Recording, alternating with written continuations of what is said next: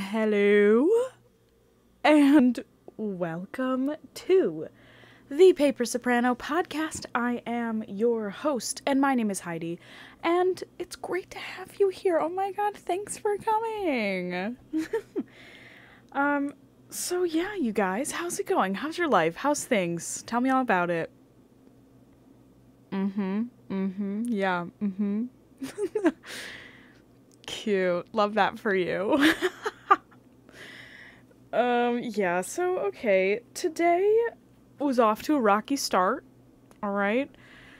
Unexpectedly, although I should have seen it coming, I got in my car this morning, and I was parked in the driveway, and I usually park in the street. I was parked in the driveway so that the plows could remove all of the snow that had fallen. But as plows do, you know those plows. All of the snow that they had removed was just pushed all into the end of the driveway. So when I tried to get out of the driveway, I was backing out, and yeah, I didn't gun it as hard as I should have, and I should have just went for it and thrown it into reverse and slammed on the gas, but I didn't. And look where that got me. Stuck at the end of the driveway. So that was fun. I had to get out a couple times and use my little red shovel that I have in my car and shovel out underneath my tires. The snow just became super, icy, you know? It was just really, really cold last night. I don't know. Like, as opposed to wet. The snow didn't melt at all. So it was just, like, really icy and hard and crunchy. And, yeah, made for a nice, interesting morning. I had to get out a bunch of times. Oh. Is it time for our first segment? Dogs barking on the podcast. Yeah, you guys. So that's kind of what's been going on. I've been going back and forth in my head about this podcast because I really do like coming on here and chatting, but I am getting a little bit nervous that, I'm not going to be able to do it or whatever. I mean, I haven't necessarily come across that yet, but I have a little bit of anxiety about, what if I can't do one every day? I've been doing one every day for, the past 60-some days. What's going to happen to me mentally when I can't do it? Or if I forget, or if I get too busy, or if I, have to prioritize and figure it out. And, I feel like I kind of saw this coming a little bit. So, this podcast was never designed to be eternal. Although I'm not declaring its death right now, by any means. I'm just saying that there is a chance that, in the future, these might not be every day, which is fine. And it's fine because I say it's fine. Not because anybody else has been like, oh, you should try to do something else or whatever, blah, blah, blah. The reason why I created this was so that I could create freely and not have any inhibitions whilst creating and try and force myself into that really scary free space. So in that space now, there are other things. There are a lot of students. I have a lot of students now that's taking up a lot of my day, a lot of my time, a lot of my energy. I have this weird eye strain problem. I need to get blue light blocking glasses. I have a pair, but relaxing and trying to meditate with my eyes closed because I've been staring at screens for the majority of my day is taking up a lot of my day. Practicing takes up a lot of my day. Classes that I have take up a lot of my day. My other job, my second job, and this new students being my third job takes up a lot of my day. So I created this in the beginning, in its inception, if you will. I created this so that I could have something to create. And I'm trying not to judge myself when I say, okay, I have other things to do. I have other things to create. I don't need to continue to create this thing just because I created it yesterday. And that's hard for me. It's just another lesson that the podcast is teaching me. But for real, like, I have problems letting go of things. I have problems saying that's the end. I have problems walking away and moving on. And I think a lot of us do. I think a lot of people have problems just not beating a dead horse. Whether it's pride or ego or whatever, why we feel the need to just continue things when they're not serving us, that's a big question. And I do feel like the podcast is still serving me. I'm not saying that this doesn't feel like it's serving me, but I do feel a little bit that there's a level of, I can sense that coming up, I might not have enough energy to do this every day. And that is okay. It's okay not to have enough energy to do the things that you thought you could do. And here's the thing. I have 3 freaking jobs. And I'm a full-time doctoral student. Like, this is not a drill, okay? Like, it's like, okay, yeah, you know, like, I get it, and whatever, okay, you're busy, yeah, whatever. But you really need to look at your life and be like, I am literally so busy. And time shows you what you need to focus on, and if time has passed and you've been focusing on this one thing and then all of a sudden it starts to not work or whatever, like, then it takes a lot of strength, but like, it's time to evolve and change. Whether you change the output itself, like maybe I'll post once a week, maybe I'll only post when I have a guest, maybe it's whatever, I don't know. So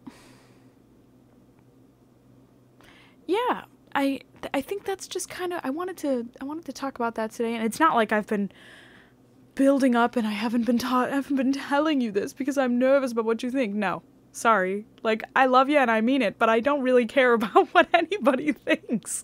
Specifically for this. Like, I care about what people think so much for, like, everything else. But specifically for this podcast, it's been a fruitful exercise to me to not care about what people think.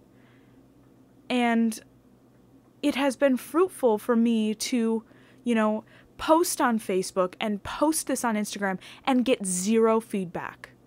Because in reality, it was an exercise for me to just put something out there that I created that I can say, yep, I created that and I had no qualms about it. I didn't bat an eyelash. I created that. And guess what? Nobody batted an eyelash about it. Like, that's the thing.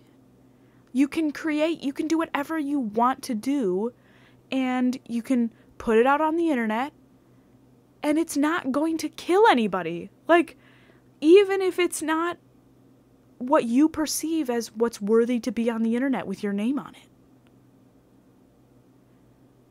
And that's a big freaking deal for me, because that's just something that I've been trained to do, to like constantly be aware of my footprint and my reputation and my perceived persona from everybody else. Because you want to get that job, you want to get that role, you want to get that gig, you want to get that whatever. And you're not going to get that if you're this, and this. But you will get that if you're this, and this. And it's like, okay, but in reality, I don't necessarily think that all of these thises like really even exist. In a way, like it's so strange to me, because in my experience, people have appreciated the fact that I was able to put things out into the world without being overly critical, because there's so much of that.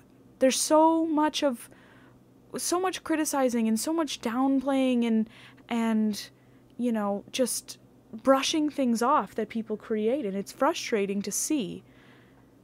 And it's discouraging for artists when you're out there trying to create something and you're like, well, it's never going to be perfect, and even if it is perfect, there's still going to be trolls on the internet who are going to rip it down. And it's like, yeah, that's the thing. You just have to create it anyway.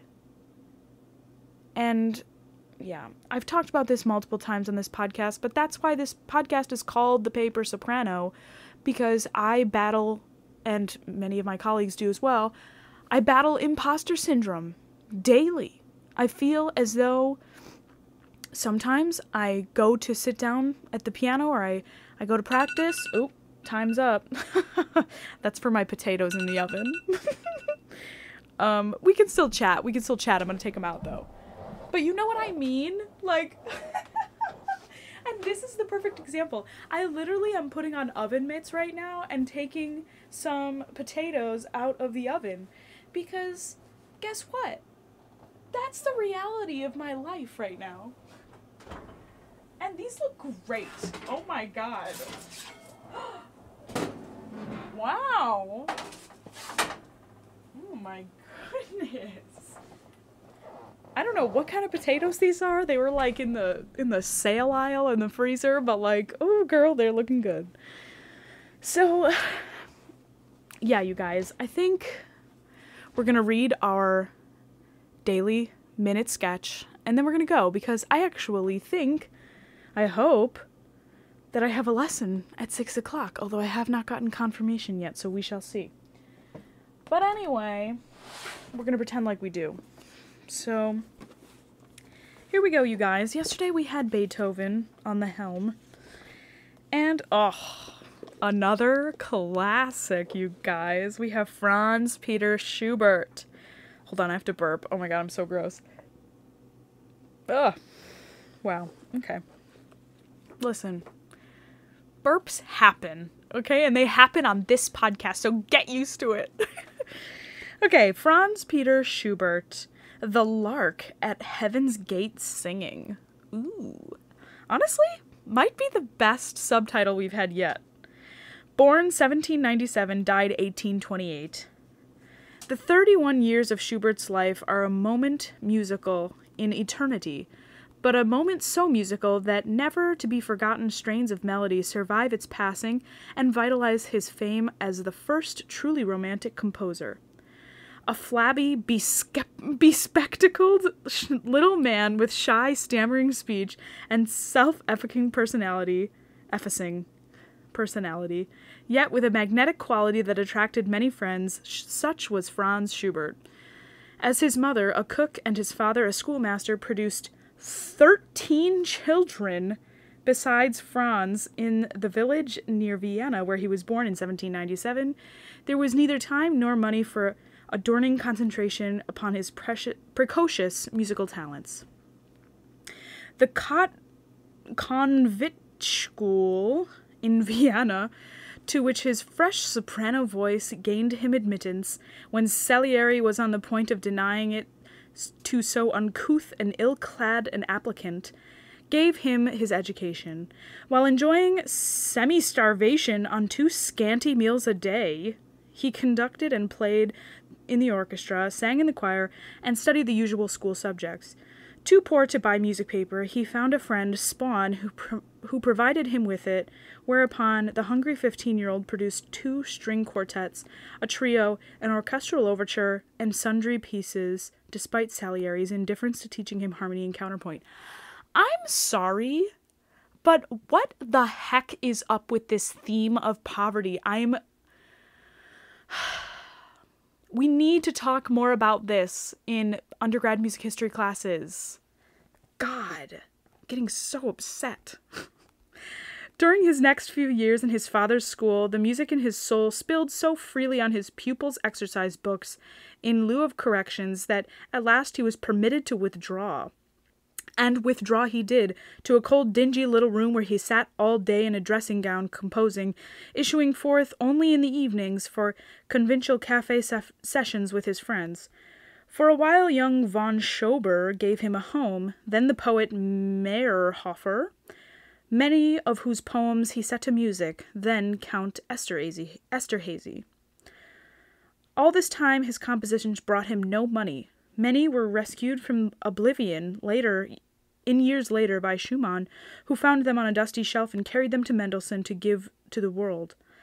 The opera Rosamunde, 9 symphonies, much chamber music, and a wealth of lovely songs, including Hark, Hark the Lark and Who is Sylvia, remain. Extreme sweetness, warm lyrical beauty, intensely personal emotional expression, all these characteristics of the Romantic school are his.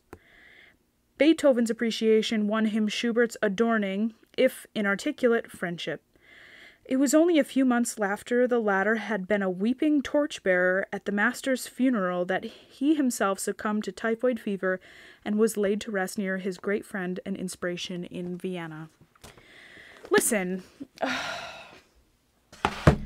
don't know, like, I just keep getting so frustrated with this whole, like, his compositions brought him no money? Like, at any point? I don't know. You know, these are only minute sketches here, so I know there's more to the story, but I keep getting very frustrated by it. Anyway, alright, I gotta go. I gotta do some things around here. You know the drill. I got things to do. And so do you. And you have to drink a glass of water right now. Literally, I have to remind people all the time, and myself, to drink a glass of water. It's dry out there, girl. Okay, this, of course, has been the Paper Soprano podcast. If you want to subscribe to the channel, go right ahead. You can hit the bell notification also. It'll notify you every time I post on YouTube. And you can also like this video and comment if you feel so inclined.